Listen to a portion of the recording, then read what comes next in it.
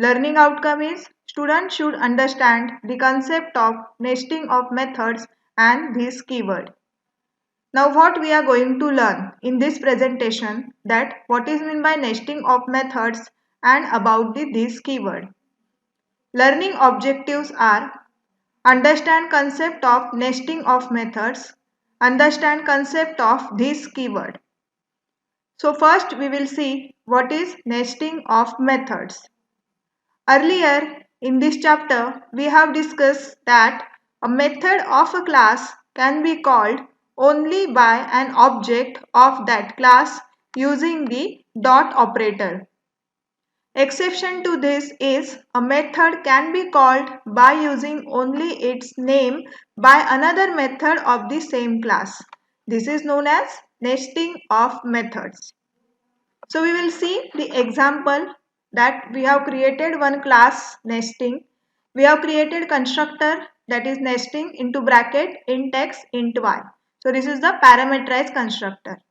We have created one method largest and we write the logic for getting the greater number from m and n into that method.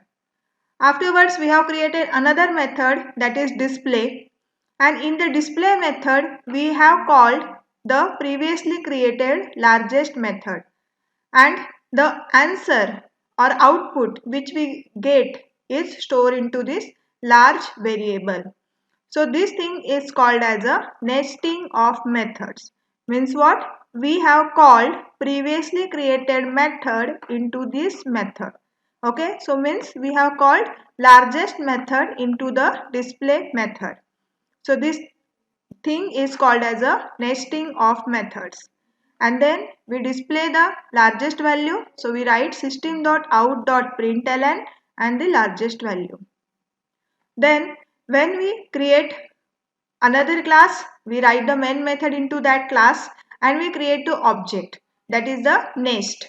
So while after creating the object, we only call the display method by using the object, because when we call the display method, automatically largest method is called, because the largest method we have called inside the display method. So there is no need of calling the largest method again by using the object. So this is the example of the nesting of methods. Now the next thing we will see, that is this keyword. So this is a reserved keyword.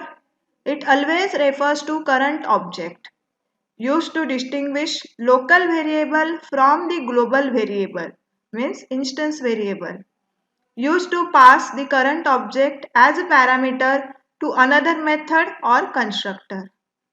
So now we will see the program, and in that program we have written two programs. One program is without using this keyword and the second program we have written by using this keyword.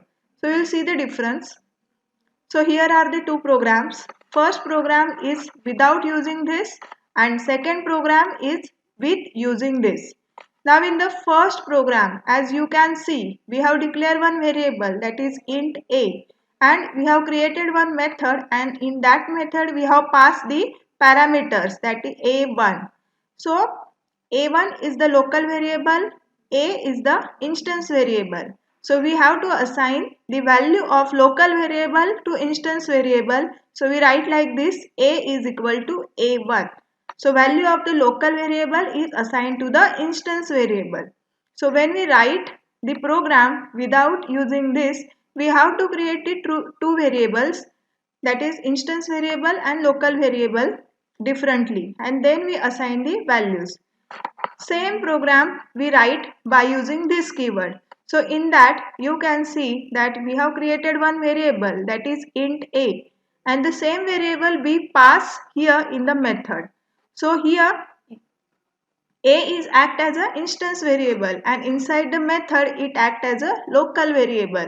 So when we have to assign the value of local variable to the instance variable, we have to write this dot a is equal to a. Means what? The value of this a is assigned to our instance variable A. We have to declare only one variable when we write the this keyword. So this is the difference between without using this and with using this. So now we will take a quick revision what we have seen. If a method in Java calls a method in the same class, it is called merging of methods. Option B is nesting of methods. Option C, both A and B. Option D, none of the above. And the answer is nesting of methods. The keyword dash is useful when you need to refer to instance of the class from its method. Option A is this keyword. Option B is new keyword.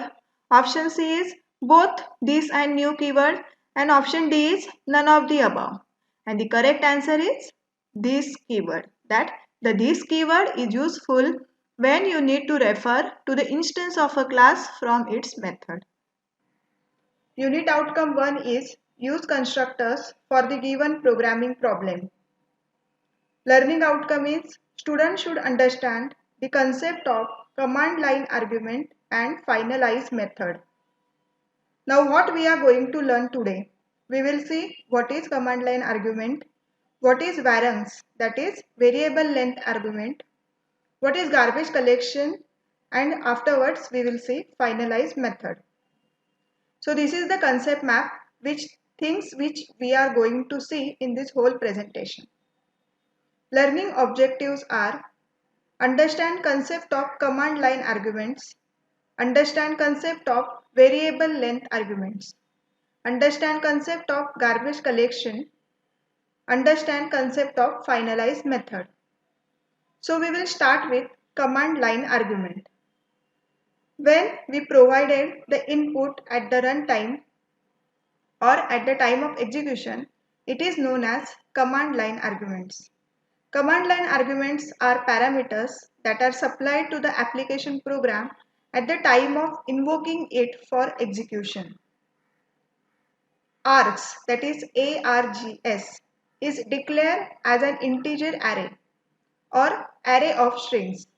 Any arguments provided in the command line are passed to the array args as its elements.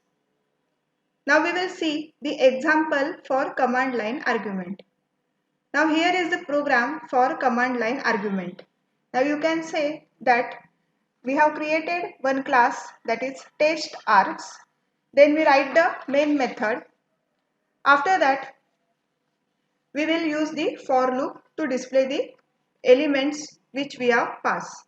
Now when we execute the program for command line argument, how to run the program? See, we can first compile it by using the javac and then the class name. Now, while running in the command line argument, we give the input at the runtime. So, when we write the Java code, that is the Java command, Java class name, then we give the input. Which are the input is which we want to display, we will give at the runtime. So here we have passed C, C++ and Java as an input.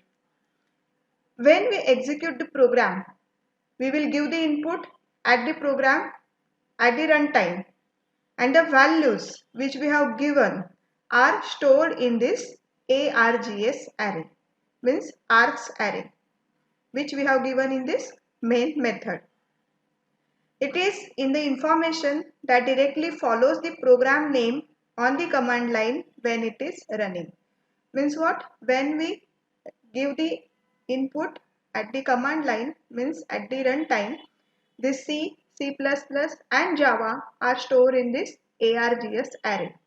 So at args 0th position C is present, first position C++ is present, and at the second position Java is present in this args.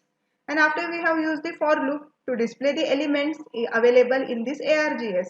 So we have written I is equal to 0, I less than args dot length, I plus plus. Now this args is means this array, and input we have provided at the runtime.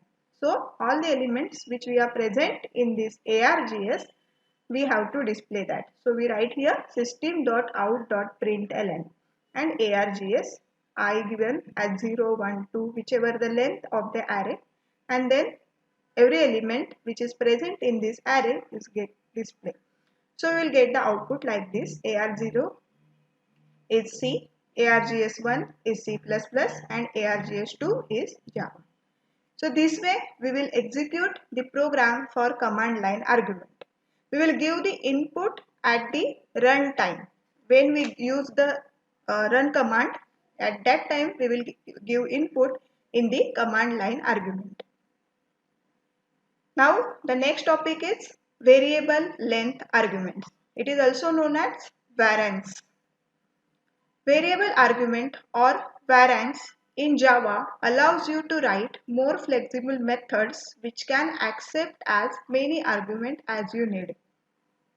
Before variance, either we have to use overloaded method or take an array as the method parameter, but it was not considered good because it leads to the maintenance problem. If we don't know how many arguments we will have to pass in the method, variance is the better approach. Variance is a helper syntax and it enables use of variable number of arguments in a method call. So we can say that variance means what?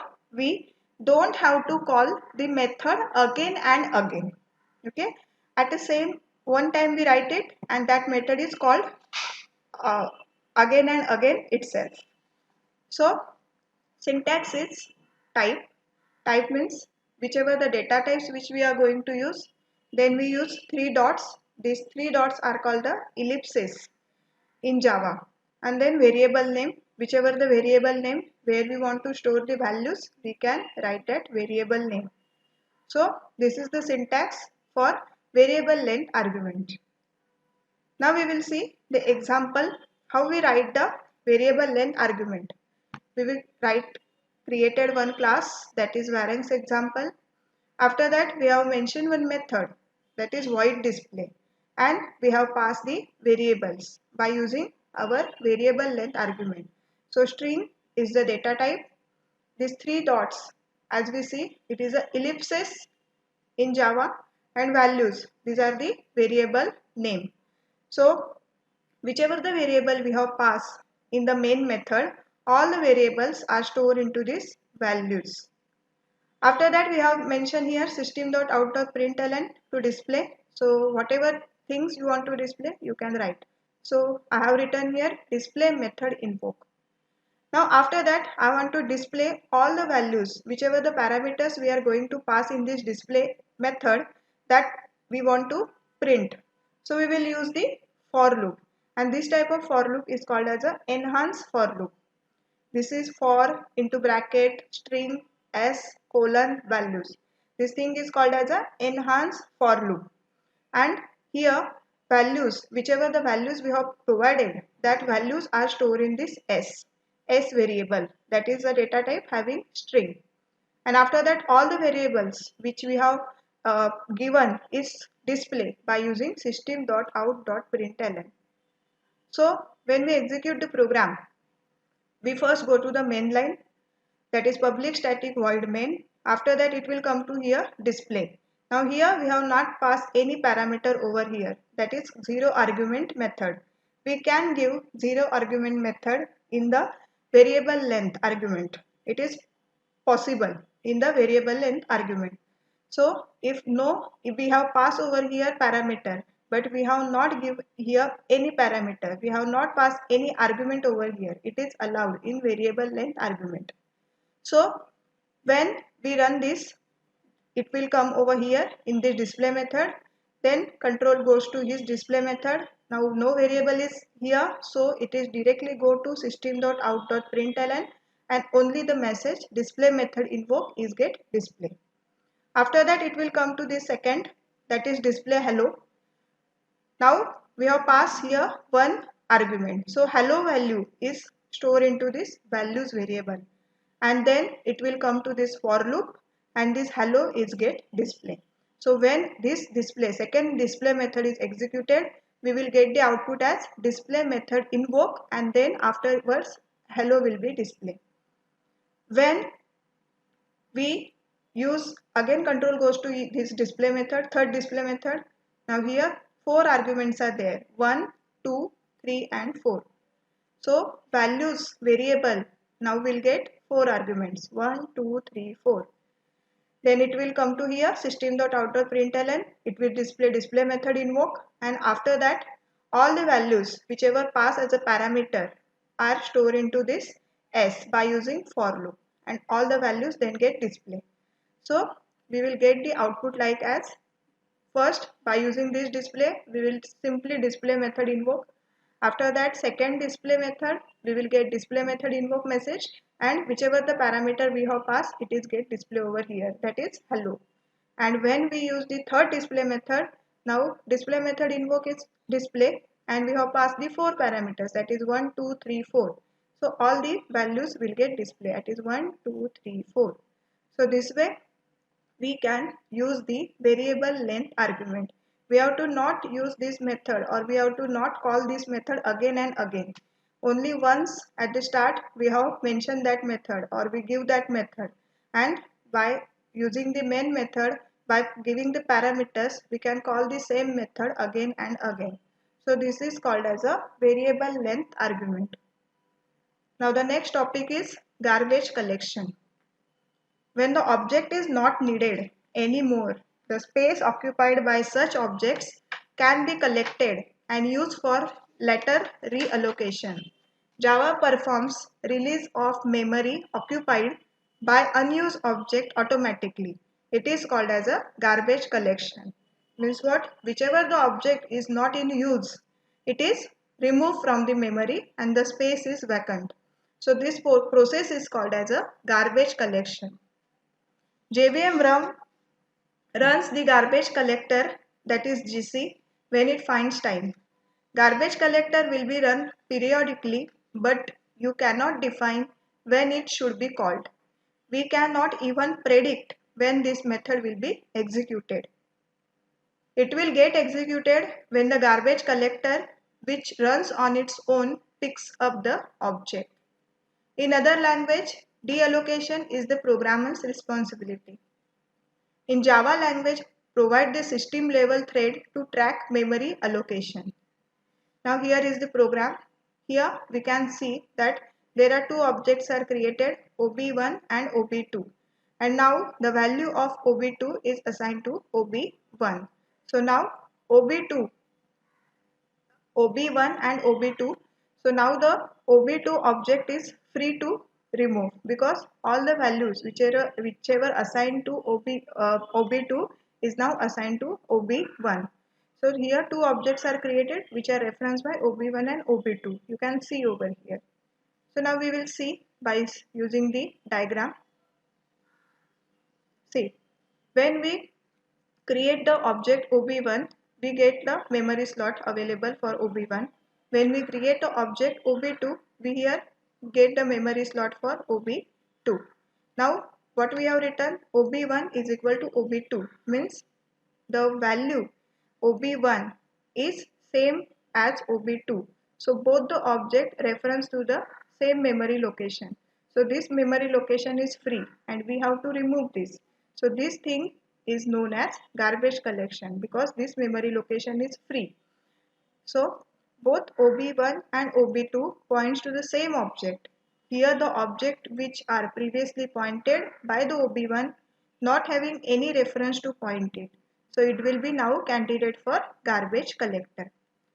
A garbage collection can be evoked explicitly by writing statement, that is system.gc. By using this method, garbage collector is invoked and the object whichever not is in use is automatically removed. The memory for that object is empty. Now we'll see the advantages of garbage collection. Garbage collection eliminates the need for the programmer to deallocate memory blocks explicitly.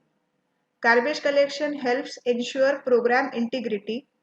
Garbage collection can also dramatically simplify programs. Next, disadvantages of garbage collection. Garbage collection adds an overheat that can affect program performance. Garbage collection requires extra memory. Programmers have less control over the scheduling of CPU time. Now the next topic is finalize method. The finalize method of object class is a method that the garbage collector always calls just before the deletion or destroying the object, which is eligible for garbage collection, so as to perform cleanup activity. So before performing the garbage collection, we have to apply the finalize method. So syntax for using the finalize method: void finalize throws, this is throwable exception we have to write. Since object class contains the finalize method, hence finalize method is available for every Java class, since object is the superclass of all the Java classes. Since it is available for every Java class, hence garbage collector can call the finalize method on any Java object.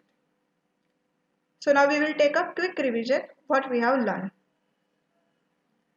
Dash function is used to perform some action when the object is to be destroyed.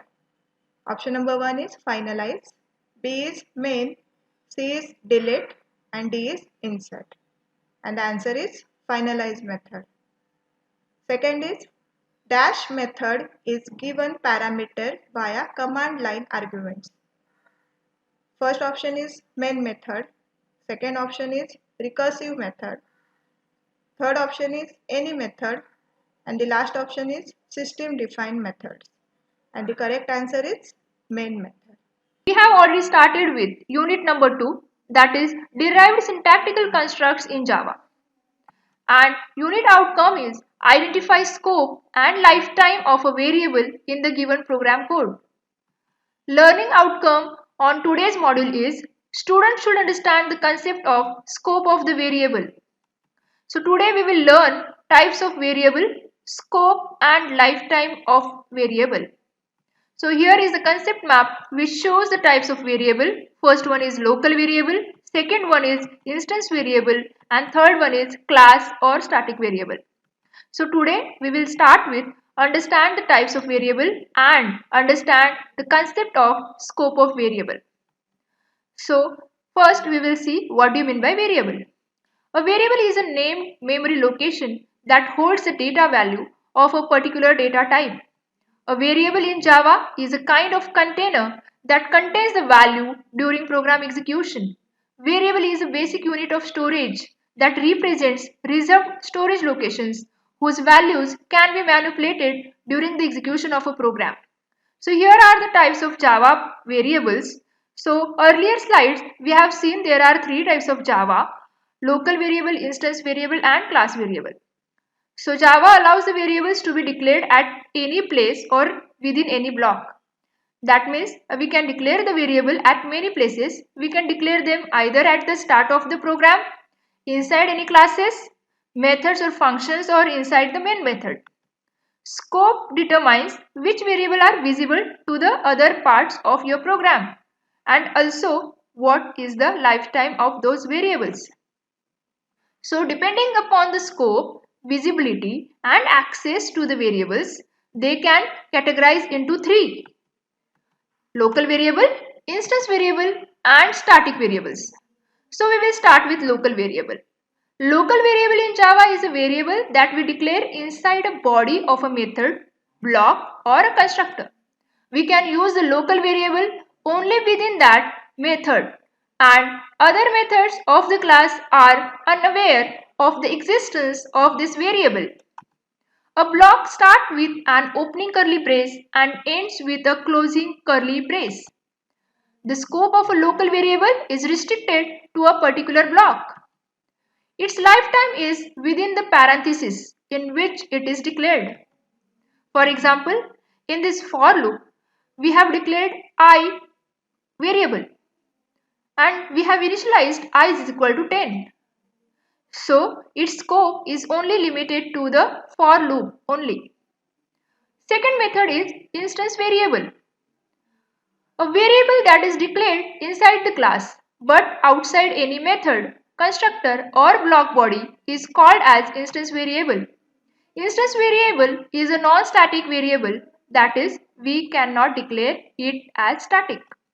It is called an instance variable because its value is instance specific and is not shared with other instances, as each object of the class has its own set of values for these non-static variables. The instance variables are visible to all methods, constructors, blocks in the class. Usually, it is recommended that we should declare the instance variable with a private access specifier. We can declare instance variable inside a class. We can also declare them outside a method, block or constructor. So here is the example of instance variable. So in this example, we have declared three variables: rectangle area, square area, circle area. So these variables we have declared inside the class. So these variables known as instance variable. Our next type is static variable. A variable that is declared inside a class but not inside the method, constructor or a block with the static keyword is known as class variable or static variable. Static variable are also called as class variable because they are associated with the class and are common for all the instances of the class. Static variables are created at the start of the program execution and get destroyed automatically after the execution of the program. The initialization of static variable is not mandatory. If we do not initialize it with a value, it gets a default value similar to the instance variables. So here is the syntax of static variable. So inside the class, you can declare the variable along with the data type and static keyword. So these variables are known as static variables. So this is all about the types of variable or scope of variables. In the next slide, we will see the scope and lifetime of variable. So in this table gives the complete idea about scope and lifetime. So here static variables apply to the class as a whole and are declared within the class but outside a method. Lifetime of static exists for as long as the class it belongs to is loaded in the JVM. Instance variable apply to an instance of the class and are declared within the class but outside a method. Lifetime of instance exists for as long as instance of the class it belongs to. Local variable apply to the method they appear in, and the lifetime of local variable exists until the method it is declared in the finishes executing. So here you have to remember that there are three types of variables: local variable, instance variable and class variable. So here is a quick revision. First question is types of variables are. So here are the options for you: local variable, global variable, static variable and all of the above. The answer is all of the above. Second question for you: a variable which is declared inside a class outside all the blocks and is declared as static is known as. The option is class variable, static variable, local variable and none. So answer is class variable. We already started with unit number 2, that is derived syntactical construct in Java, and unit outcome is describe the given visibility control with the help of example, and that is why our learning outcome is students should understand the visibility control available in Java. So today we will learn all the visibility controls provided by Java. So here is the concept map which shows the visibility controls available in Java. So there are 5 visibility controls in Java: public, private, protected, friendly and private protected. Out of this, friendly is the default visibility control or access specifiers. Whereas in C++ we have 3 access specifiers, that is public, private and protected. But Java gives the 5 types of visibility controls, that is public, private, protected, friendly and private protected. So let us start with concept of visibility controls available in Java along with a simple example. So before moving this, we should know what do you mean by access specifiers. So Java provides the number of access modifiers to set access labels, classes, variables, methods, and constructor. The access specifiers available in Java: public, private, protected, friendly, and private protected. So friendly is the default access specifiers. Let us start with one by one. So first we will see the public access specifiers along with the example. Public modifier achieves the highest level of accessibility. A class, method, constructor, interface, etc. declared public can be accessed from any other class. Therefore, variables, fields, methods, blocks declared in either public can be accessed from any other belonging in the Java. The most known public method is our main method. Any variable or method declared inside the class is visible to the entire class. To make variable and method is visible to all the classes outside this class by declaring the variables or methods as public.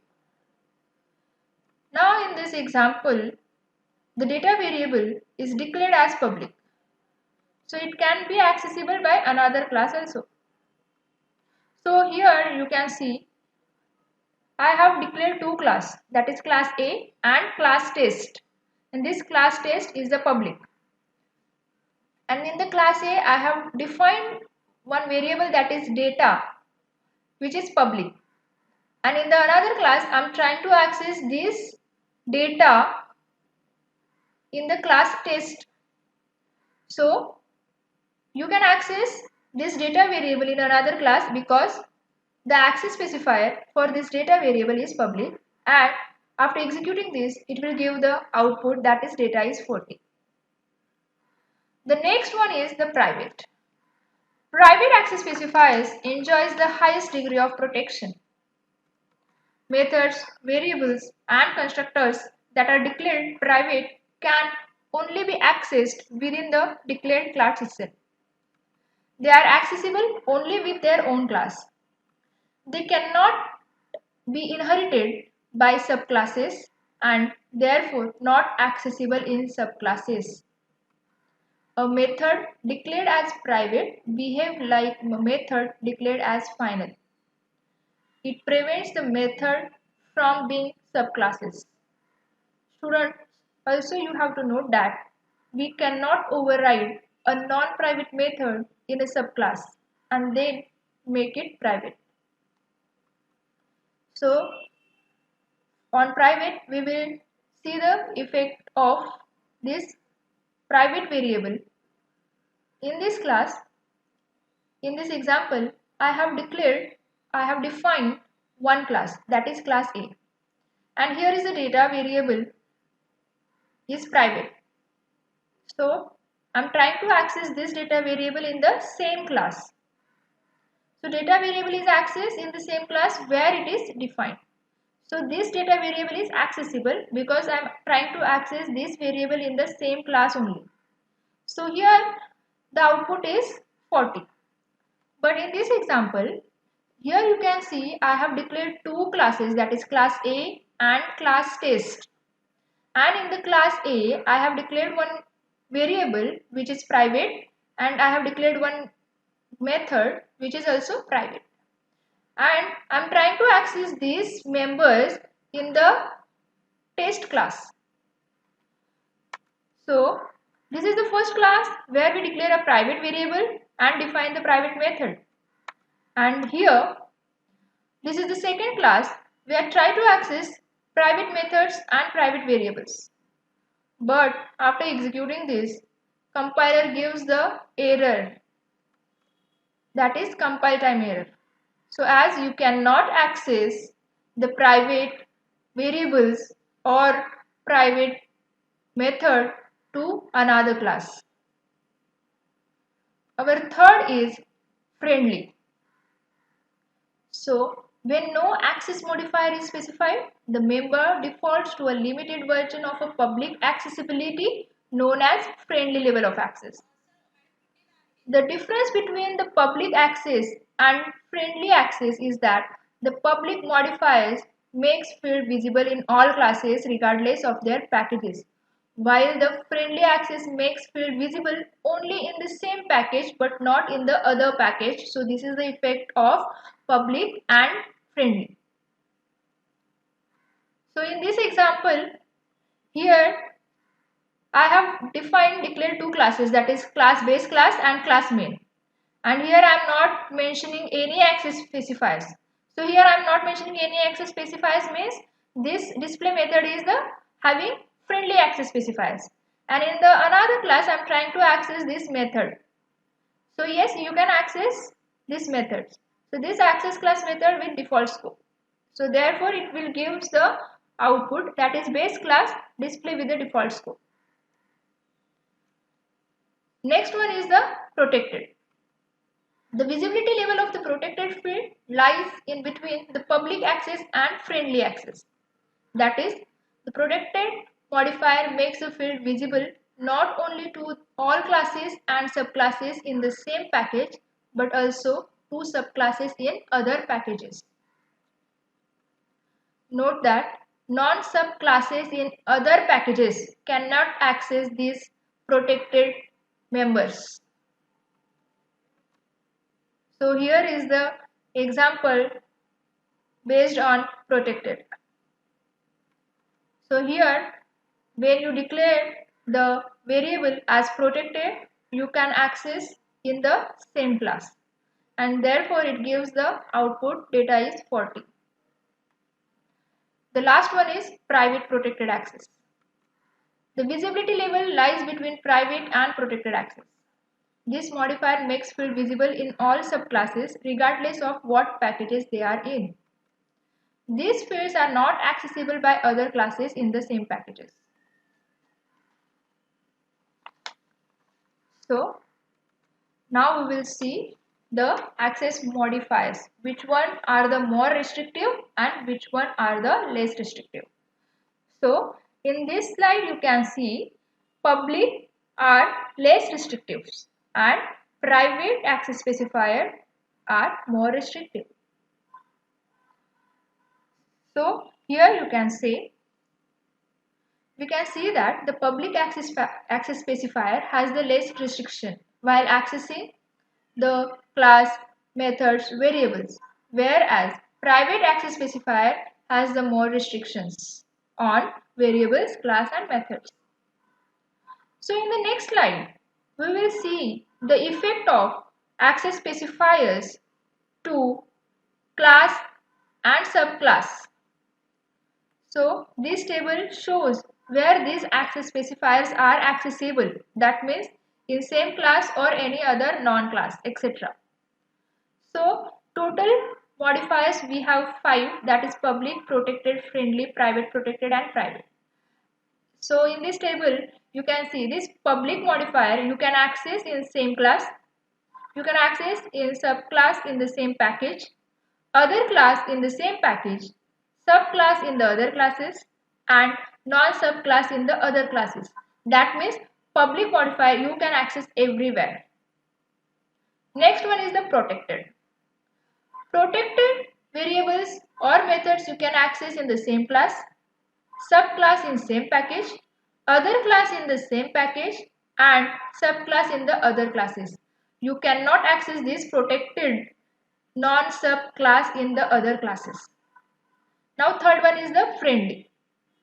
Friendly you can access in same class, subclass in the same package and other classes in the same package. But you cannot access friendly variables or methods in the subclass in the other classes and non-subclasses in the other classes. Fourth one is the private protected. Private protected you can access in the same class, subclass in the same package, subclass in the other classes, but you cannot access those private protected variables or members in other classes in the same package and non-subclass in the other classes. And the last one is the private. Private variables and methods you can access only in the same class. You cannot access those variables and methods other than subclass in the same package, other classes in the same package, subclass in the other classes, and non-subclass in the other classes. So this table gives the complete information about where these access specifiers are accessible. So you have to remember friendly is the default modifier. Now we will take the quick revision based on today's session. First question, dash is the default access specifier in Java. So right now I have said the answer. So these are the options and you have to identify which one is the default access specifiers. So answer is friendly. Second question for you, how can a protected modifier be accessed? Options, accessible only within the class, accessible only within the package, accessible by all, and accessible within the package and outside the package but through inheritance only. So your answer is option D, that is accessible within package and outside the package but through inheritance only. So this session says about the access specifiers or you can say visibility controls. Unit outcome 4 is write the programs by implementing arrays to solve the given problems. Learning outcome is students should understand the methods of an array. So what we are going to learn today? We will see the methods of an array. So whichever the methods we are going to see here, compare method, copy of, equals method, sort method, toString method and mismatch method. So this is the concept map about the methods of an array. Learning objective is understand methods of an array. Now we will see which are the different methods available in the array. The arrays class of the java.util package contains several static methods that can be used to fill, sort, search, etc. in arrays. Now we will start with our first method, that is a compare method. Now this method compares two arrays passed as parameter lexicographically. Lexicographically means by alphabetical order. Now this is the example which we are going to see for the compare. Now here you can see that we have created the two array, that is array A and array B. And for A array we initialize some values and for B array we have initialized some values. So we have to compare array A with array B. So we write like this, arrays dot compare into bracket A comma B, means A array is compared with B. Now here, as we run the program, we will get the output as 1 because there is no array same. Value of the array are not same. So here we get the answer as 1. If both the arrays are same, so we will get the value as 0. So this way our compare method is executed till Java or JDK 1.8. If you want to try to execute the same program in JDK 1.9. So this method is not supported. We have to add some more parameters in the compare method. So when we write the compare method for JDK 9, what is the syntax of that? So we have to write like this, public static int compare into bracket int array A from index, int A to index, comma int array B, comma int B from index, int B to index. So A and B are the name of the array which we have created, and then we have to pass the indexes of the both the arrays from which we have to compare it. So this is the new syntax of the compare which we have to use when you are going to execute this compare command in the JDK 9 version. So in the above syntax, the method compares the int arrays lexicographically over the specified range. Now the next method we will see, that is a equals method. So this method checks if both the arrays are equal or not. So example is, here also we have created the two arrays, that is A and B. We have initialized the values to the arrays. Now we have to check whether both are equals. So how we write that? Arrays dot equals and then we write A comma B. So both arrays A and B are checked whether that are equal or not. Now this is the output. Now here you can see that A and B are not equal. So we will get the output as false. If both the arrays are equals, then we will get the output as true.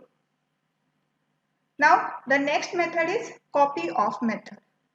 Now this method copies the specified array truncating or padding with the default value, so the copy has the specified length.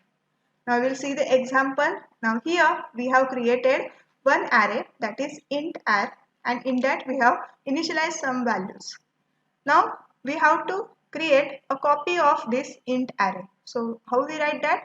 We write like this: arrays dot copy of int array comma 10. So int array is the name of the array and 10 is the new size of the newly created array.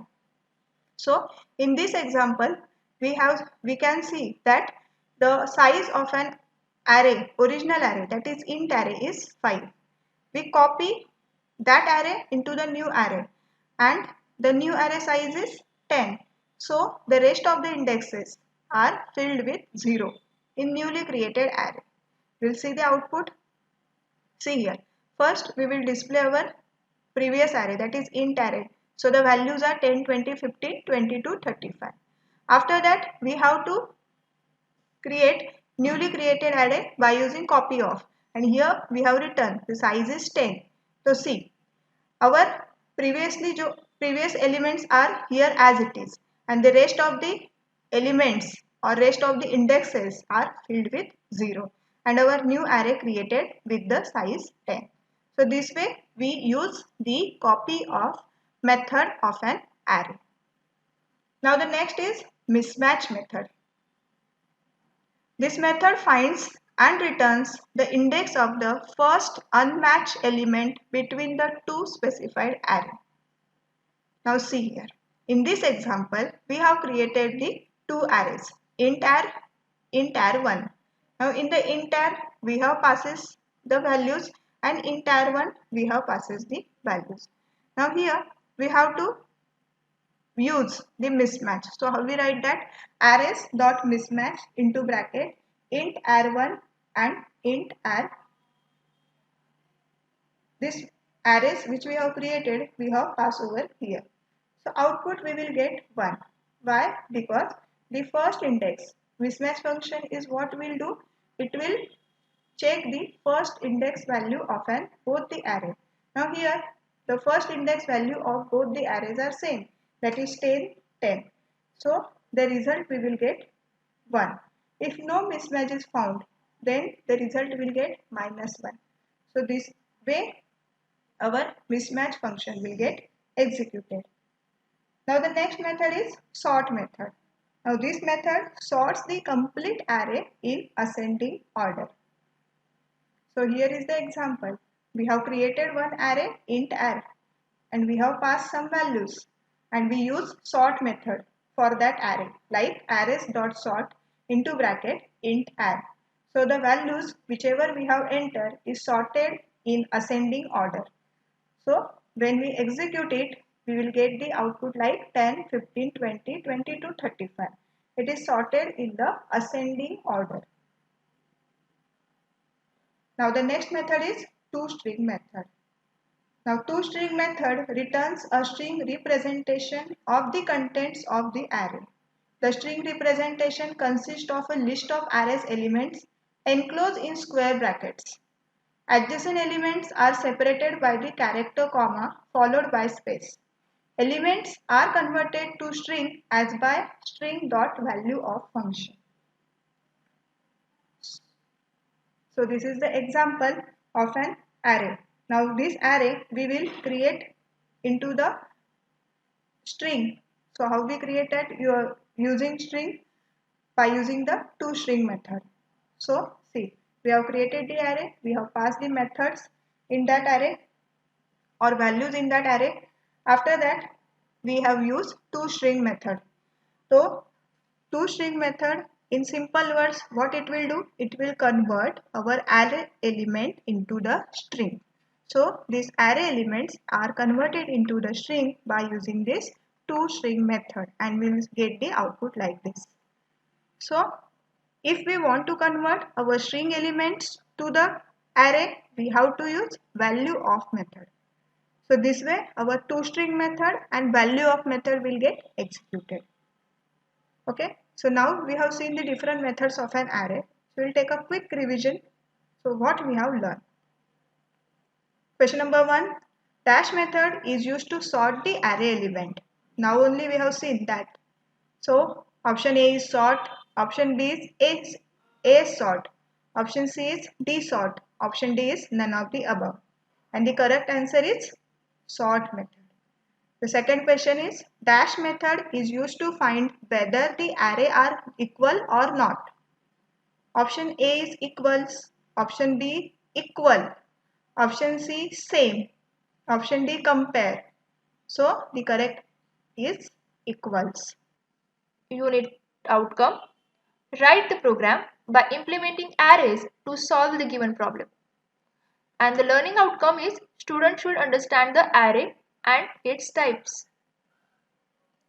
So today we will learn how to define an array, how to create an array, how to initialize the values to that array along with its types. So there are two types, that is one dimensional and multidimensional. So here is the concept map which shows the concept of array. So here I have declared the integer type of array. So always remember, array holds the values of same data type. So each index in the array holds the integer value only. Array always starts from the index 0. So here 126 is number, integer number belongs to index 0. 32 integer value is belong to index 1. Like that, array index 4 is holding a value of 200 which is integer. So today we will learn the concept of array in Java. So what do you mean by array? Array in the Java are homogeneous data structure implemented in Java as objects. Arrays store one or more values of specific data type and provide indexed access to store the same. A same specific element in an array is accessed by its index. Arrays offers a convenient means of grouping related information. So always remember, when you create an array, you have to save the same data type values in that array. Obtaining an array is a two-step process. First, you must declare a variable of the desired array type. And second, you must allocate the memory that will hold the array by using new keyword or new operator and assign it to the array variable. So here we have created number array of integer data type, and we are trying to allocate 5 memory allocations. We need to reserve 5 memory allocations for this number array. So this 10 value is belong to number of 0. This 0 is known as index, or you can say subscript. So number of 0 belong to 10 value. Number of 1 belong to 20 value. Likewise, number of 4 belong to 50. And these all values should be have same data type. You cannot save the integer value and floating value in same array. To save the other data type, you need to create another type of array. So array is nothing but what? You can save multiple values of same data type. Now we will see the first type, that is one dimensional array. A list of items can be given one variable name using only one subscript, and such a variable is called as single subscripted variable or one dimensional array. Now how to create array? Array must be declared and created in the computer memory before they are used. Creation of array involves 3 steps. Declare the array, create the memory locations, and put values into the memory locations. So first we have to declare the array, then second we have to create the memory locations by using new keyword, and third you have to insert the values, you have to insert the array elements into that memory locations. Now how to declare the array? First step, how to declare an array. Array can be declared in the two forms.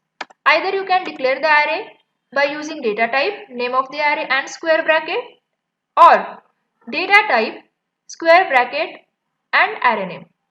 So here is the example which shows both the declarations, int number square brackets and int square brackets numbers. Now how to create the array. After declaring the variable for the array needs to be created in the memory. This can be done by using new keyword in the following way. Array name is equal to new data type. In the square bracket, you need to mention the size of that array. Means how many elements you want to store in that array.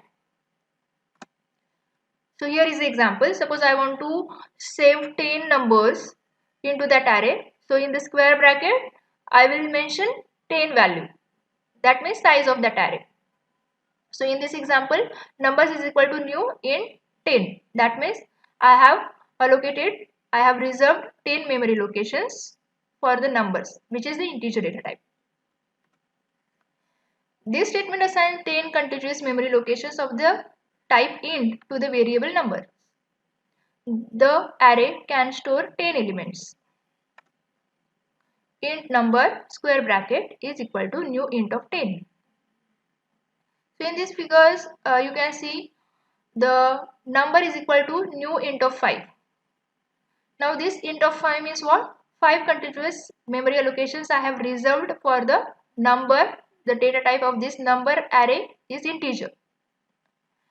And number of 0, number of 1, number of 2, number of 3 and number of 5. So these 5 memory locations I have reserved by using new keyword. Now how to initialize an array. The final step is to put the values into the array created. This process is known as initialization. Now how to initialize an array? So you need to write the name of the array. In the square bracket, you need to mention the index, or you can say subscript equal to the value. So here is the example. Number of 0 is equal to 50, number of 1 is equal to 60. That means on the 0th index, you have saved 50 and first index you have saved 60 value. We can also initialize the array automatically in the same way as ordinary variable when they are declared. Let us see this concept with the help of example. So here first you need to mention the data type, name of the array along with the square bracket which is equal to list of value in the curly bracket. So int number square bracket is equal to, in the curly bracket you need to write the elements of an array. So remember this 35, 40, 50, 45, 95, these all elements are in the same data type, that is integer, and these all values are saved in the number array. Now you want to find out the length of that array. So we have length property. So in Java, all the arrays store the allocated size in the variable named length. We can access the length of the array by using a.length. So here a is your array name. Int a size is equal to a.length. So using this concept, you can access the length of the array. Now here we will see how to create the array, how to put the values into the array, and how to access the array elements. So here you can see I have declared the a1. I have mentioned the name of the array, that is a1 of integer data type, and how many memory allocations I want. So I want 3 memory locations, and I have reserved these 3 memory locations by using new keyword. Now how to put the values. So you can put the values into an array by using a1 of 0 is equal to 11, a1 of 1 is equal to 22, and a1 of 2 is equal to 33.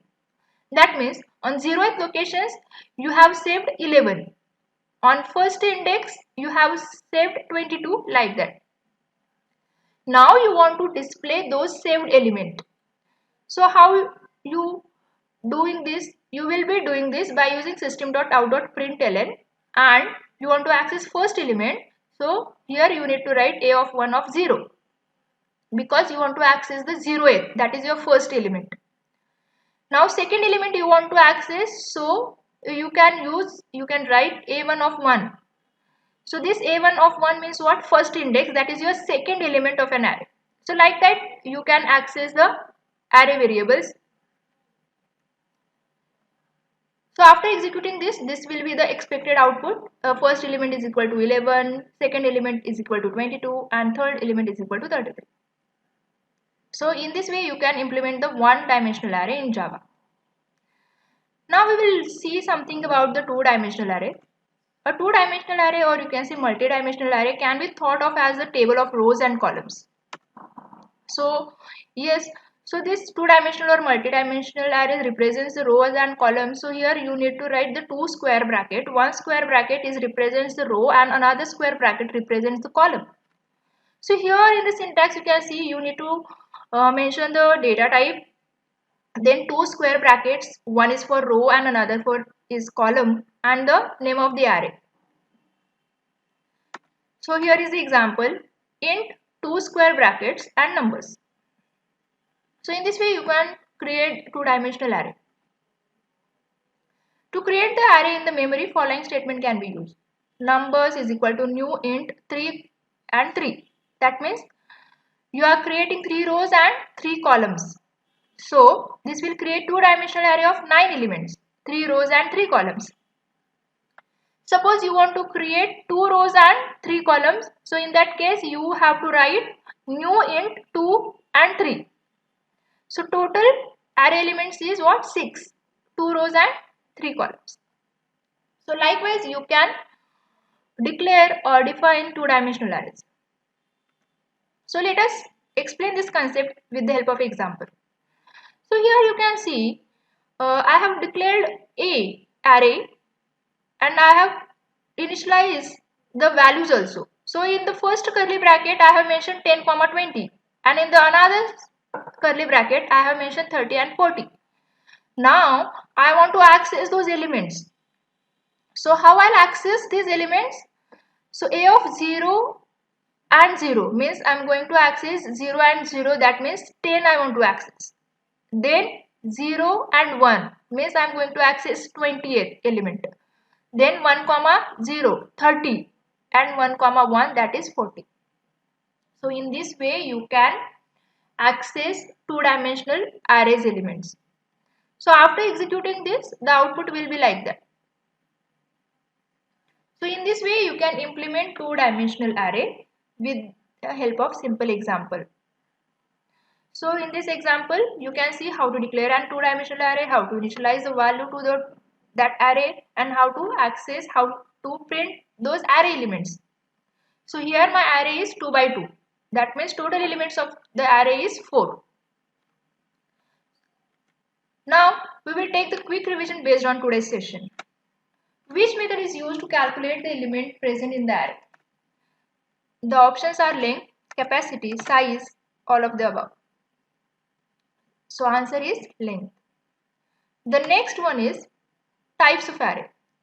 The options are one-dimensional, two-dimensional, both A and B, none of the above. So your answer is both A and B. So before closing this session, students need to understand how to execute the code. So here, open your notepad editor and type your program. So here I have given 2 underscore d underscore array as a class name. Now I want to create 2 by 2 array. So in this way you can create multi-dimensional array. So here you can see how I declared and initialized the value for two-dimensional 2 by 2. Now two-dimensional array elements you want to display. So now this 10 is located at 0 at 0, that is 0th column and 0th row. This 20 is located at 0th rows and first column. 30 first row 0th column, and this 40 is located first row and first column. So let's execute this code. So you have to save this code in your bin folder. So in this way, you have to save your file. So your class name is 2_d_array and you need to give Java extension over here and save. Open command prompt, or in this way also you can open the command prompt. So here directly you can type cmd. You will directly go to the bin folder and using Java compiler, that is Javac, you need to compile your program. So your file name is 2_d_array.java. If your is error free, there is no error, your program is compiled. Yes, my program is compiled now. And to view the output, you need to write interpreter, that is Java. So here you can give the name of the program. Here no need to specify the extension. So in this way, you can view the output, you can execute the code. So this is all about your first dimensional and second dimensional array. Unit outcome is develop programs using vectors and wrapper classes for the given problem. Learning outcome is students should understand the string and string buffer class.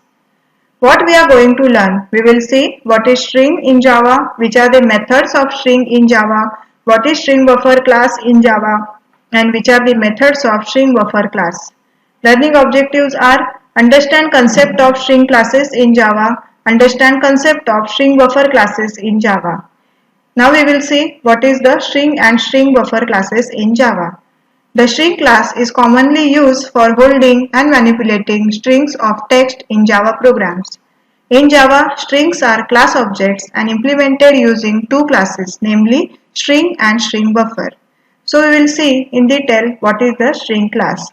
Strings, which are widely used in Java programming, are the sequence of characters. In Java programming language, strings are treated as objects. The Java platform provides a string class to create and manipulate strings. Now, string, object or primitive. String could be considered a primitive type in Java, but in fact they are not, as a string is actually made up of an array of char primitives. String objects are immutable, means once a string object is created, it cannot be altered. For mutable string, you can use string buffer and string builder classes. Now we will see how to create a string. There are two ways to create a string, by using string literal and by using new keyword. So first we will see the example of string literal. In that we write like this, string s is equal to double quotes, we write the value, that is welcome. So s is the name of the string and welcome is the value for that. After that, by using new keyword, we can write like string s is equal to new string into bracket double quotes, we write the value. So s is the name of the string and welcome is the value for that. So this is the second way. By using the new keyword, we can create a string. So here is the example for that. We have created one class, that is string example. In that we use the main method. After that we have created this string. So first is s1, that is string s1 is equal to into double quotes we have write Java. So s1 created by using the string literal method.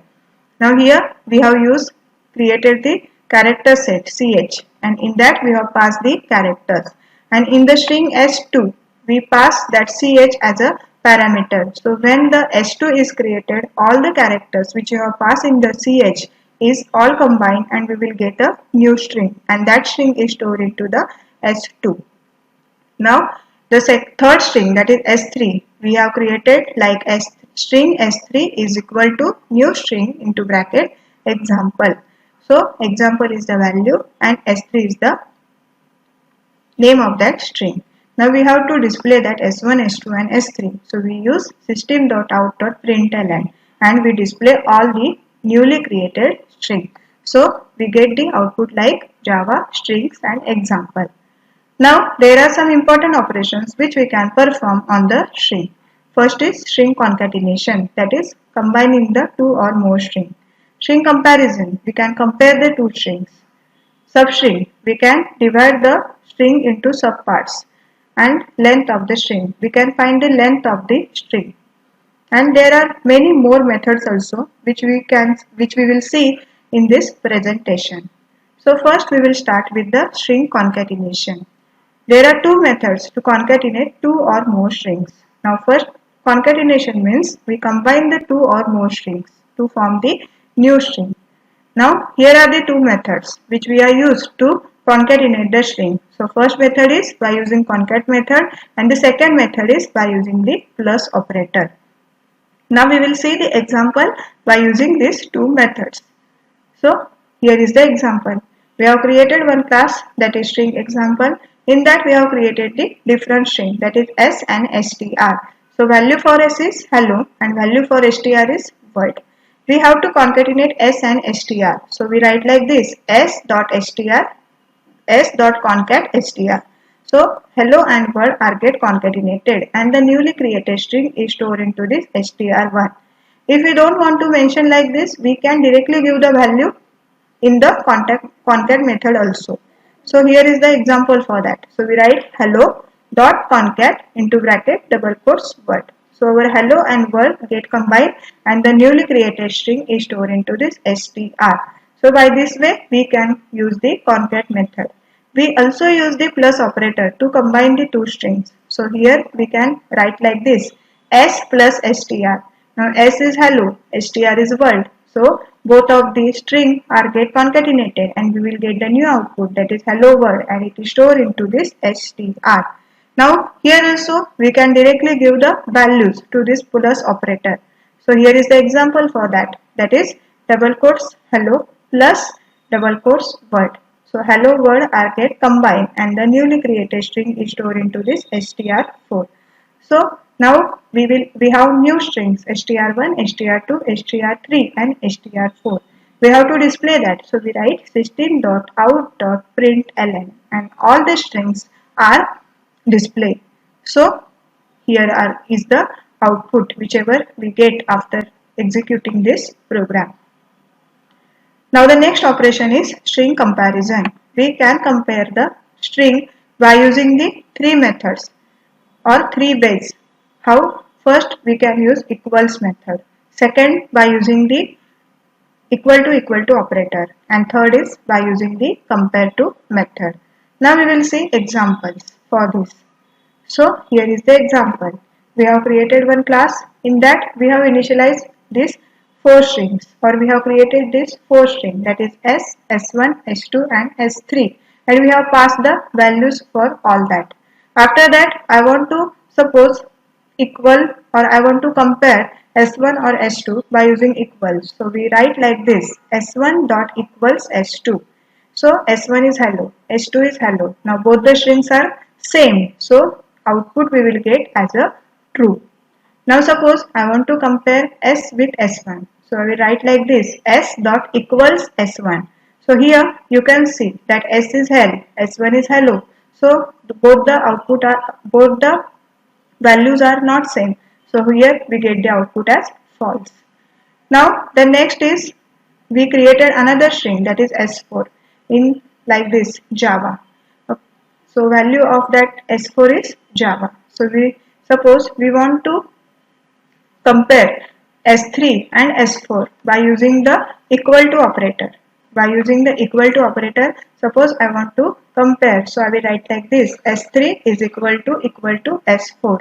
Now when we are going to use this equal to operator, it is check. Now you can see that S3 value is Java, S4 value is also Java. Then also we will get the false result.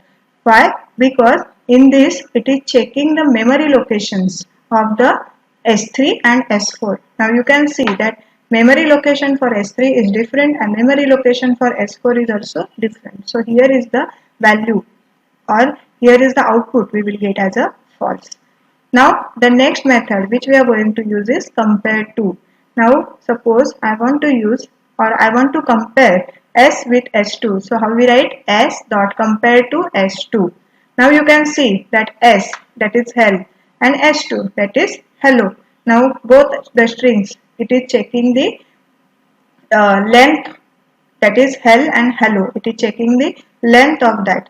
If the length of s, or if the length of s is greater than s2, then the value we will get 1. If the length of s and s2 are equal, the value we will get 0. If the length of s is less than s2, then value we will get -1. Now here we have used s dot compared to s2. Now the length of s is less than length of s2. So for that reason we will get the value as -1. Now here when we compare s1 and s2, now we can see that s1 and s2, so both the lengths are same, so we will get the value 0.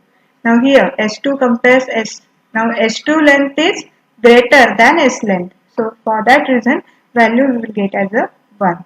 So this way our compare to method will get executed. So here is the output for this program. Now the next is substring in Java. That is, we divide our string. So a part of string is called substring. In other words, substring is a subset of another string. We can get substring from the given string object by one of the two methods.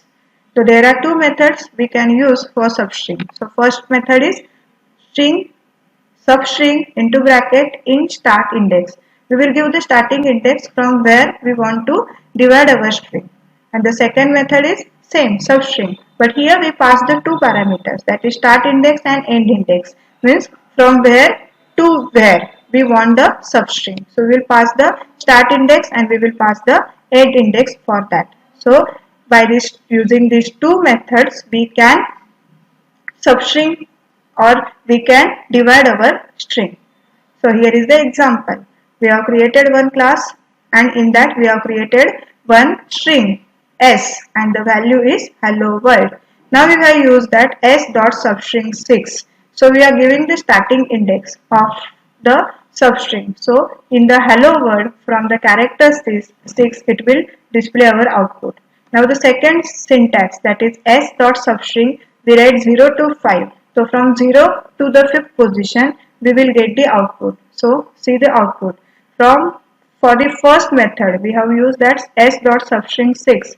So from the 6th character, means from the word, we will get the string, whichever the remaining characters are there, we will get the display, that is word. And in the second way we have written that s dot substring 0 to 5. So from starting from 0 till character 5 the string gets displayed. So here is the output, that is hello. So this way our substring method will get executed. Now the length of the string, that is we have to calculate the how many characters are present in the string. So the Java string length method finds the length of the string. It returns the count of total number of characters. So here is the example. We have created one string, that is s1 hello world, and we have to calculate the length of that. So s1 dot length. So we will get the output as 12. So all the characters are get calculated. Now these are the basic functions. Now there are more functions also in the string methods. We will see one by one. So the Java Lang string class provides a lot of methods to work on string. By the help of this method, we can perform operations on string. We will learn the following methods. We will see caret method, contents method, get chars, index of, replace, two lowercase and two uppercase method. Now we will see one by one. So first we will see char at and contents method. Now what caret function will do? It returns a char value at the given index number and the index number starts from 0. And what contents method will do? It searches the sequence of characters in the string. It returns true if sequence of char values are found in this string, otherwise return false. So here is the example for that. We have created one string and the value for the string is hello world. So we first have to use the caret method. So we have to find the character at the given index. So whichever the output we will get is a character value. So for that, and the output we have to store into one variable and that variable should be char. So here we write like char ch is equal to name. Name is the value name of my string. Dot char at into bracket we will give the position. So at the fourth position, whichever the character present is stored into this ch. And then we display that by using system.out.println. Now the next method we will use, that is a contents. Now contents method, what it will do? It will searches the sequence of characters which you have passed into the given string. So here we have written that name dot contents into bracket hello. So it will search hello into our name string, that is in hello world. So if it is found in that, it will give the answer true, and if it is not found in that, it will give the answer false. And it is case sensitive, that means it is checking the cases also. So here in the first case we have written name dot contents hello, so it is checking this hello. Now here h is capital, so hello is same with this, so output is true. Now in the second case, name dot contents hello. Now in this hello we have passed h small, so here it is checking the case also, character case also. So now it is small and it is capital, so it is not matching. So here it will give the answer false. So here is the output, that is O, character at fourth position, that is O, then true because it contains that hello, and then false because it is does not contain this small hello. Now the next method is index of. Index of method returns index of given character value or substring. If it is not found, it returns -1. The index count starts from 0. So here is the example for this. Here also we have created one class, then we have created one string, that is s1, pass the value hello world. Then we have to find the index of O. Now s1 dot index of O. Now it is find the first index value of O in the string, first occurrence of O, and it will pass the index value of that O.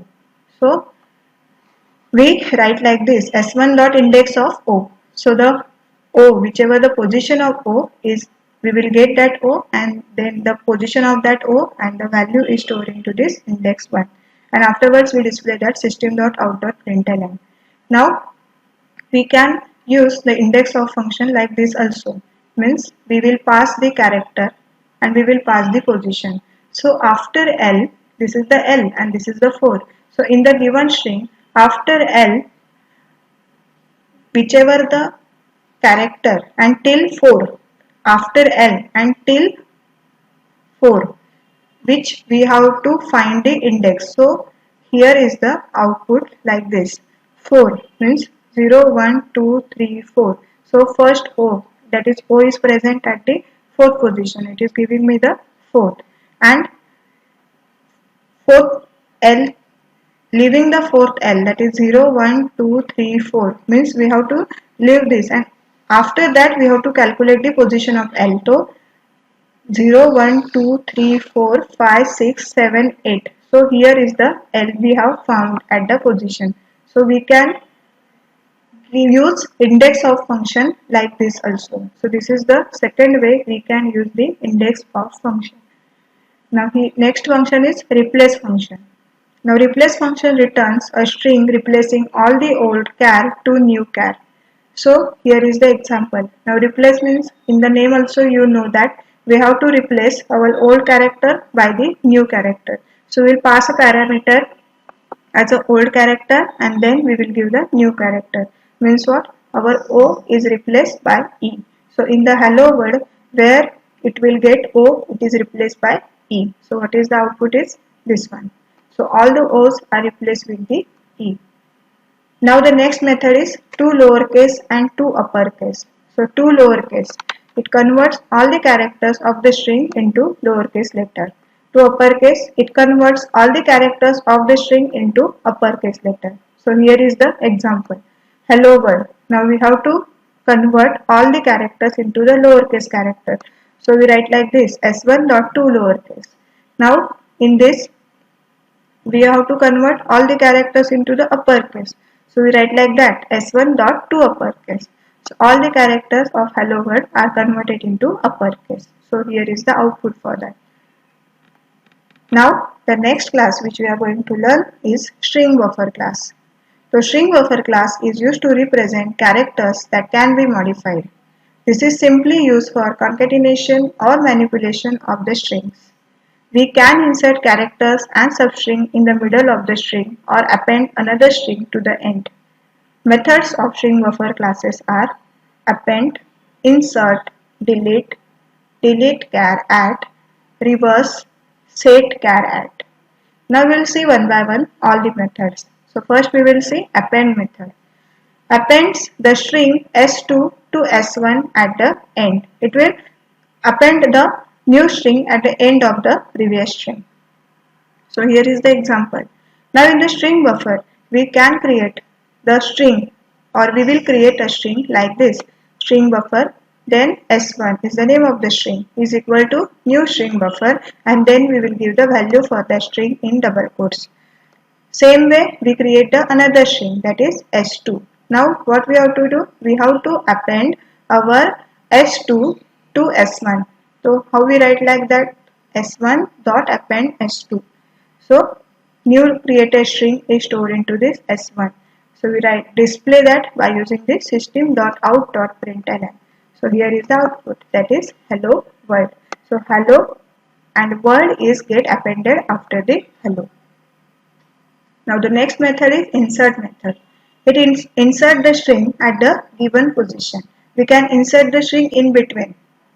So here is the example. We have created the two string by using string buffer, that is s1 and s2. Now at the third position I have to insert s2 in s1. So we write like this, s1 dot insert 3 comma s2, means in s1 we insert s2 at the third position. So and newly created string is stored into this s1. So we write like this, system.out.println s1. So we will get the output like this. So at the third position our new created string is added. Now the next is delete.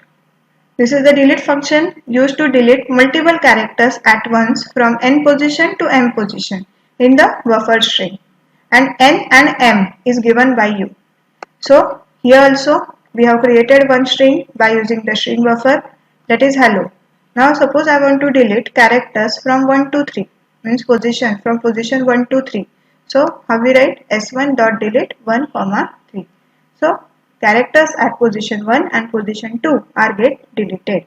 So here is the output. So character at position 1 and position 2 are get deleted. So we will get output like this, HLO. Now the next is delete char at. This is the delete char at function which is used to delete the specific character from the buffer string by mentioning that position in the string. Suppose I want to delete only the character, particular character, so I can use the delete char at function. So here is the example. Now we have created, again here we have created the string by using string buffer, that is s1, and we have to delete character at the second position. So we write like this, s1 dot delete char at, and then we will give the position. The character at the second position will get deleted. So we will get the output like the character at the second position, that is L, will get deleted, and we will get output like this, HELO. Now the next function is reverse function. So reverse function, all of you know that it reverses the string that present in the string buffer. So here is the example. We can use the reverse function to with the string which we want to reverse. So suppose I want to reverse the s1. So we write like this, s1 dot reverse. So our hello string will get reversed and we will get the output like this. Now the next method is set char at. It modifies the character at the specified position by the given character. Whichever character we want to change or whichever character we want to replace, we can replace that by using the set char at method. So here, suppose s1 is our string, that is hello. We have to replace or we have to modify the character at the third position by e. So how we write like this, set char at, then we will give the position, and then we will give the character from which we have to replace the old character. So I want to replace third position character by e. So I will write like 3 comma, then single inverted comma and a single inverted bracket, and then we write the e, whichever character I want to replace. So we will get the output. So our L, which is present at the third position, is get replaced by E. Now these are some methods which are available in the string buffer classes. Now we will see the difference between string and string buffer class. String class. It is the most commonly used class which can be used to store string constants. String constants can be any character from keyboard enclosed in double quotes. Strings can be used when data need not be altered. Whereas string buffer, it is a peer class of string which can be modified in terms of length and contents. String is a major class, whereas string buffer is a pair class of string. In string, length is fixed. In string buffer, length is flexible. In string, contents of objects cannot be modified. In string buffer, contents of object can be modified. In string, object can be created by assigning string constants enclosing double quotes. Now, objects can be created by calling constructor of string buffer class using new operator. Now here is the example. String s is equal to double quotes abc. So abc is the value of that string. And by using string buffer, we can create like this. String buffer s is equal to new string buffer abc. So these are some points which is give the difference between string and string buffer class. Now we will take a quick revision of this. Which of this method of class string buffer is used to concatenate the string representation to the end of the invoking string? Concat method, option B is append method, option C join method, option D concatenate. And the answer is append method. Second question, which method is used to find the character at the given position in string? Char method, char at method, char at, but here A is small, and char method. Now here C is capital, and the correct answer is D, that is char at method. Unit outcome is develop programs using vectors and wrapper classes for the given problem. In this module, the learning outcome is students should understand the concept of vector. So we will learn today what you mean by vector and its methods. Learning objectives are what do you mean by vector and understand its methods. So let us start with what do you mean by vector. Vector class is in java.util package. That is, vector is an utility. Vector is a class which is available in java.util package. Vector is dynamic array which can grow automatically according to the requirement. Vector does not require any fixed dimension like we declared an string array or int array. Vectors are used to store objects that do not have to be homogeneous. That means in the vector we can store objects of any type. How to declare the vector? So vectors are created like arrays. Vector can be created using constructor of vector class. Vector cannot directly store simple data types. So objects are created to store in a vector class. The object stored in a vector can be retrieved using an index value. Vector class defines three different constructors. So first constructor is vector list is equal to new vector. So here list is the name of the vector. This constructor creates a default vector which has an initial size of 10. The next constructor is new vector. Vector list is equal to new vector. In the bracket you need to mention the size of that vector. So this constructor accepts an argument that equals to the required size and creates a vector whose initial capacity is specified by size. And third vector list is equal to new vector in the bracket in size and in increment. Creates vector with an initial size and whenever it needs to grow. It grows by value specified by increment capacity. If vector has to grow and increment is not specified, vector doubles its capacity when it grows. The vector class supports a number of methods that can be used to manipulate the vectors created. So in the next slide, we will see the methods provided by vector class. First element, it returns the first element of the vector. Last element, this method returns the last element from the vector. add element in the bracket item. This adds the item specified to the list at the end. Element add in the bracket int index. It gives the name of the object present at the index position. Next method is the size. It gives the number of object present. Next method, that is set size in the bracket int new size. So by using this method you can set the size of the vector. Next method is set, that is int index comma object element. This replace the element at the specified position in the vector with the specified element. Next method is capacity. It returns the current capacity of the vector. The next method is boolean contains in the bracket object element. This particular method tests if the specified object is a component in a vector. Next method, that is clear. It removes all the elements from the vector. So students, if you want to delete or remove all the elements from the vector, you can use clear method directly. And suppose you want to remove the index, remove the element from the index or any object, so you can use the other methods. So I will explain the remove methods now. So remove int index, this particular method removes the element at the specified position in this vector. Next, remove object O. This removes the first occurrence of the specified element in this vector. If the vector does not contain the element, it is unchanged. Next method is remove range in the bracket int from index and int to index. This method removes from the list all of the elements whose index is between from index and to index.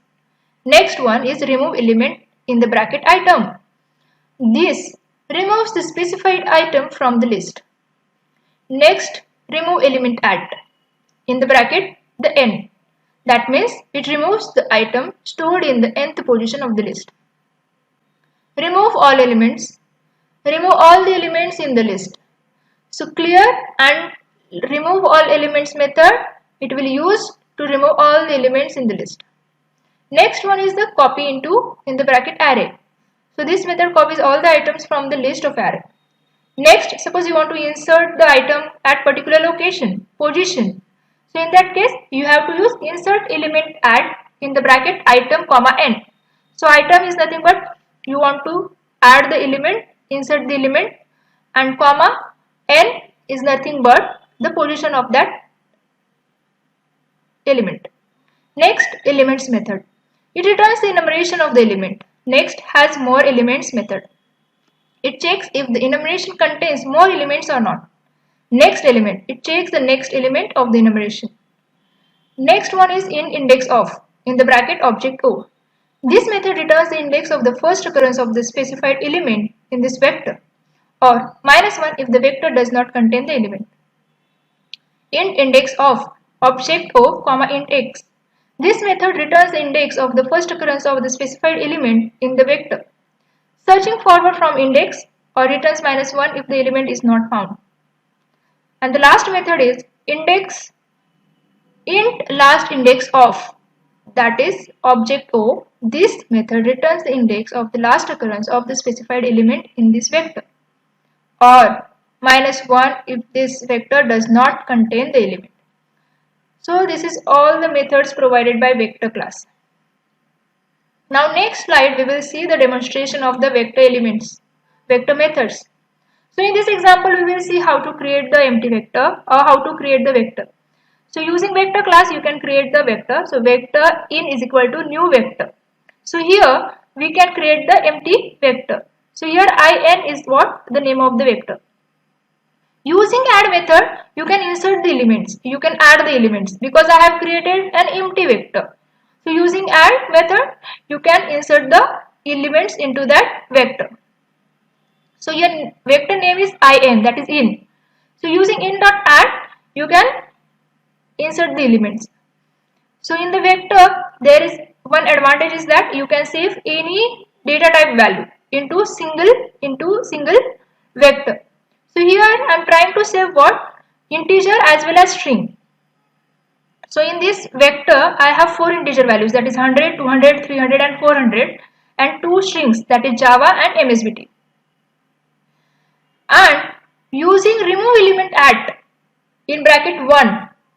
So this particular methods remove the element at the index number 1. So after executing this program, your expected output is this. So if you want to fetch the elements from the vector, you can simply write system.out.println values in vector plus in. That is, you have to display the vector elements by using this statement.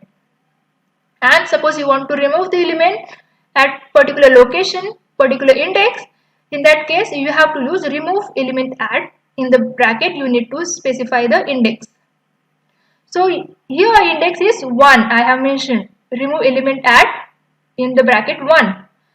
That means the index of 1 values is removed. So here you can see previously values available in the vector 100, 200, 300, Java, 400 and MSBT, and after using remove element at 1, this 200 is removed from the vector because this 200 is located in the first index. This 100 is located in the 0 index. So your expected output is what? After removal 100, 300, Java, 400 and MSBT. So in this way you can use the various methods in the vector. Now we see the difference between the array and vector. So an array is a structure that holds multiple values of the same type. The vector is similar to array, holds multiple objects, and like an array, it contains the component that can be accessed using an integer index. The next difference is array is a homogeneous data type where it can hold only object of one data type only. Whereas vectors are heterogeneous. You can have objects of different data type inside a vector. So this point we have seen in the example. I have saved integer as well as string data type in the single vector. Next point is after creation, array is a fixed length structure. Whereas the size of the vector can grow or shrink as needed to accommodate adding and removing items after the vector has been created. The next point is array can store primitive data type element. Next one is vector are store non-primitive data type element. The next point is array is unsynchronized, that is automatically increases the size when the initialized size will be exceeded. Whereas vector is synchronized, that is when the size will be exceeding at the time, vector size will increase the double of initial size. The next point explains the declaration of an array. So here int array square brackets is equal to new int of 10. That means 10 memory allocations are allocated for integer type of array. Whereas vector list is equal to new vector of 3. That means I have created a vector, the name is list and the initial size of that vector is 3. Next is array is the static memory allocation, whereas vector is the dynamic memory allocation. Next, array allocates the memory for the fixed size. In array, there is a wastage of memory, whereas vector allocates the memory dynamically, means according to the requirement, no wastage of memory. The next difference point, no methods are provided for adding and removing element in array, whereas vector provides method for adding and removing elements. In array, wrapper classes are not used, but in vector, wrapper classes are used. And the last, array is not a class. Array is not an utility, but vector is a class and vector is a utility. That is why vector class is available in java.util package. So these are the difference points between array and vector. Now we will take the quick revision based on today's session. First question for you. Dash method gives the name of the object present and index position. So here are the options for you. Element in bracket in index, element at in bracket int index, both A and B. None of them mentioned. The answer is element at int index. The second question is vector class is present in which package? So right now I said the answer. Still The options are java.lang, java.util, java.io and java.net. The answer is java.util because vector is a utility which is present in java.utility.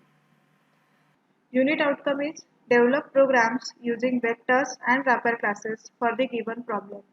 Learning outcome is students should understand the concept of wrapper classes and enumerated types. What we are going to learn, we will see what are wrapper classes, methods of wrapper classes, autoboxing and unboxing, and what are enumerated types. So this is the concept map which shows Java wrapper class hierarchy. Learning objectives are understand the concept of wrapper classes and its method, understand concept of autoboxing and unboxing, and understand the concept of enumerated types. Now we will start with wrapper classes. Vectors cannot handle primitive data types like int, float, long, char, and double. Primitive data types may be converted into object types by using the wrapper classes. The wrapper classes for numeric primitive have the capability to convert any valid number in string format into its corresponding primitive object. For example, 10 can be converted into an integer by using integer int val is equal to new integer into bracket double quotes 10. So here 10 is the object. The wrapper object of a wrapper class can be created in one of the two ways. First way is by instantiating the wrapper class with the new operator, and the second one is by invoking a static method on the wrapper class. So here in this table we can see that we can convert or we can see that this is the simple type and corresponding wrapper classes are also mentioned over here. So if the simple type is boolean means our primitive types which are using. So corresponding wrapper class is boolean but B is capital. For char wrapper class is character. For double wrapper class is double but D is capital. For float wrapper class is float but F is capital. Int integer, long long. So these are the data types, that is the primitive data types, and the corresponding wrapper classes are mentioned over here. Now the wrapper class have number of unique methods for handling primitive data types and objects, and that methods we will see one by one. So first we will see that converting primitive numbers to object numbers using the constructor methods. So we can convert our primitive integer, primitive float or any primitive data type into the corresponding object. So how we can convert that? We use constructor methods for that. So suppose if we want to convert our primitive integer into the integer object. So we write like this: integer int val. Int val is the name of the object is equal to new integer. This integer is the name of the constructor. And then I is the integer value which we want to convert into the object. Same we can write for float, we can write for double, and we can write for long. So this way we can convert our primitive data types into the object values. So here is the note that I, F, D and I, whichever value we have passed into the brackets, are primitive data type values, and it is denoting int, float, double, long data types. They may be constant or variable. Now the next methods are by using the type value. What that will do? It converts object number to the primitive number. Means if you want to convert object values into the primitive values, we have to use the type value method. Now here type is means int, float, double. That type is mentioned over here, and then we have to write the value, and V is capital into that. So how we call that method? Suppose I want to convert object into the integer value. Then how we write? We will write like this: int I is equal to int val. Int val is the name of the object dot int value. So int value method is used to convert our object to the primitive integer. Same method we write for the float also, same can for long, and same we write for the double also. So type value method is what do? It will convert our object values is into the primitive number values. Now the next method is, that is a toString method. What it will do? It will convert our number into the string. So how we call that method? Suppose I want to convert our integer value into the string. So how I write that method? We will write like this: str means in which we have to store the string value. So that str is equal to integer dot toString, and then we will pass the number into the bracket. So here, by using the integer wrapper class and by using the toString method, we convert our string value or our primitive data type value into the string value. Same for we use for float, double and long. Now the next method is value of method. What it will do? It will convert our string object to the numeric object. Means if we want to convert our string into the number, we have to use the value of method. So how we call that method? See, suppose we want to convert our string into double. So how we write that? So see here, we write like this: double dot value of, and whichever the string we want to convert into the double, that string value we will pass into the bracket. So double is the wrapper class, value of is the method, and str is the string which we want to convert. So after execution, the str value is converted into the double object and it is stored into this double val variable. So this way, same way, we can convert our string object into the float, into the integer and into the long. So we use string or we use value of method to convert our string object to the numeric object. Now the next method is parsing methods. What it will do? It will convert our numeric string into the primitive data types. So here we can see how we call that method. Suppose I want to convert our string into the integer. So how we use? We write like this: integer dot parse int into bracket str. Str is the name of the string. This integer is the object and parse int is a method which convert our string into the primitive data type. So here our str means whichever the string number is converted into integer and it is stored into this I.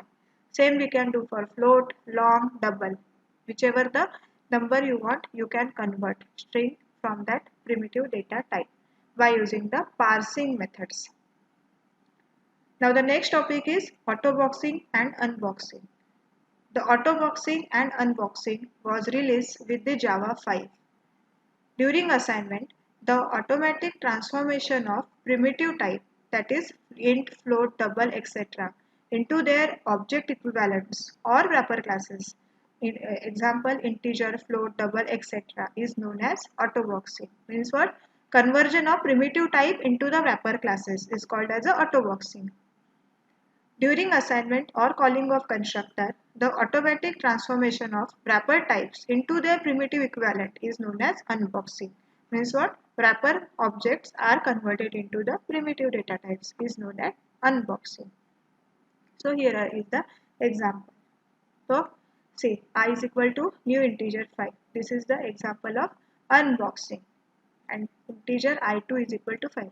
This is the example of autoboxing. In this example, we convert our wrapper object into the integer value, and here in this example, we convert our primitive data type value into the wrapper class object. So this is the example of autoboxing and unboxing. Now the next topic is enumerated types. J2SE 5.0 allows us to use the enumerated type in Java using the enum keyword. Enum type is a type which consists of fixed set of constant fields. This keyword can be used similar to the static final constant. So here is the example. Now before the using enum, we have to write like this: final value, static final int Sunday is equal to 0, static final int Monday is equal to 1. So we have to write all the values one by one. Now when the enum is introduced, we can write like this. So the above code can be written using the enumerated type R. How we can write? we write like this: public, then we use enum data type, then we use the value, whichever the you can say whichever the variable you can give. So day is the variable, and into the bracket you can mention all the constant value which you want to give. So this way we can use the enum type in the Java. Now we will take a quick revision of this. So dash package is a part of wrapper class which is imported by default into all Java programs.